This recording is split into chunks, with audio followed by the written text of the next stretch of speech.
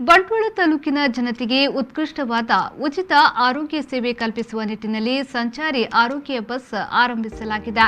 ಬಂಟ್ವಾಳ ಶಾಸಕರಾದ ರಾಜೇಶ್ ನಾಯ್ಕ ಅವರ ಮುತುವರ್ಜಿಯಿಂದ ಸಂಚಾರಿ ಆರೋಗ್ಯ ಬಸ್ ವ್ಯವಸ್ಥೆ ಮಾಡಲಾಗಿದೆ.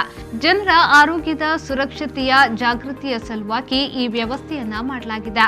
ಇನ್ನು ಕಾವಳಮೂಡೂರು ಗ್ರಾಮ ಪಂಚಾಯತ್ನ ಕೆದ್ದಳಿಕೆ ಶಾಲಾ ವಠಾರಕ್ಕೆ ಸಂಚಾರಿ ಆರೋಗ್ಯ ಬಸ್ ಆಗಮಿಸಿತು. ಇದರ ಸದುಪಯೋಗವನ್ನ ಗ್ರಾಮಸ್ಥರು ಪಡೆದುಕೊಂಡರು.